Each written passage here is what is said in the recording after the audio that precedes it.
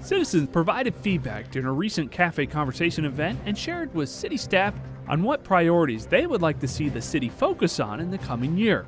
Community Café Conversation is an annual event that gives residents another opportunity to identify what they think are the top priorities for Fayetteville.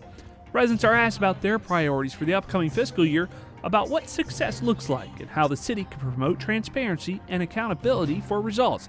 The results from the Community Café Conversations are then provided to City Council during their City Council Strategic Planning Retreat in February. Strategic planning is a roadmap that guides the use of money, personnel, and resources to realize a shared vision of the future.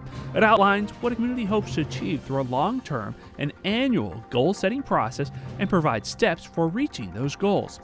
Priorities expressed by residents during last year's Café Conversation were crime reduction, improvement in the local economy, and increased recreational opportunities. Some of the ways the city has responded to these priorities include an increased focus by the Fayetteville Police Department on gang activity, continued efforts to better engage local business and city contracting, such as the recent information session on opportunities with the new baseball stadium, and completion of a number of parks and recreation bond projects, including the opening of new splash pads this past summer.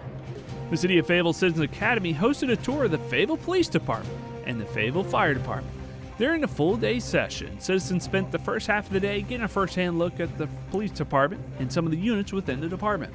Following a lunch, participants hopped on a fast bus to the fire department's fire training center by the airport. There, they saw demonstrations in hazmat operations, aerial rescues, thermal imaging cameras, and a smokehouse.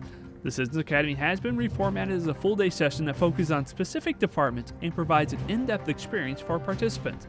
The next Citizens Academy is scheduled for this spring and will focus on the human relations, economic community development, finance, budget, and strategic planning departments.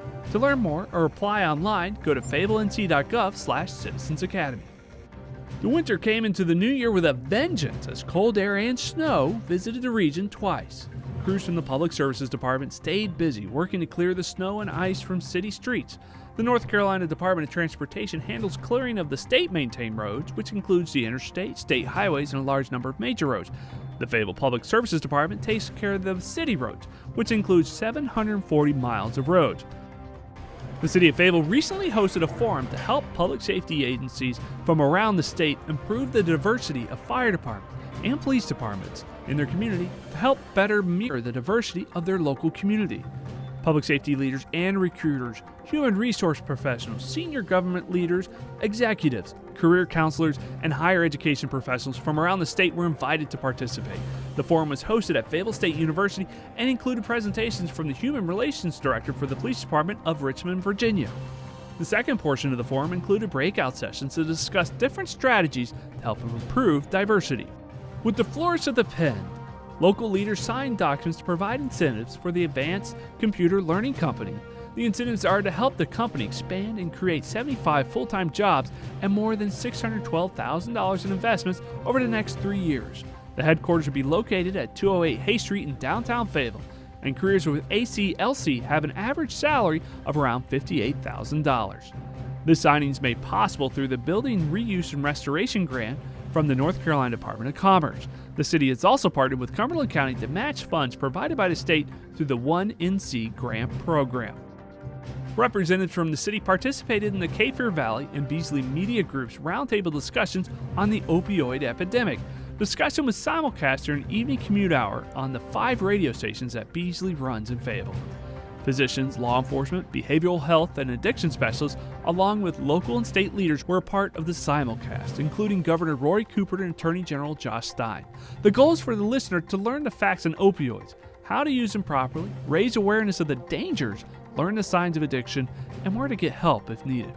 Each year, more people die from opioid overdose than from car accidents or gun violence. The Fayetteville area is 18th in the nation for opioid abuse, and families are being torn apart, and the problem continues to grow. The city has been taking a proactive approach in addressing the national epidemic with programs in place, such as equipping police officers and first responders with naloxone, a life-saving drug if someone is overdosing on opioids. The purpose of this program, Fayetteville Fights Back, is to raise awareness and educate the citizens of Fayetteville on the opioid epidemic through the eyes of the people working every day to fight it. The goal is also to help provide resources for those who are dealing with this issue. The entire simulcast will be airing on Faye TV and will be available for streaming on YouTube.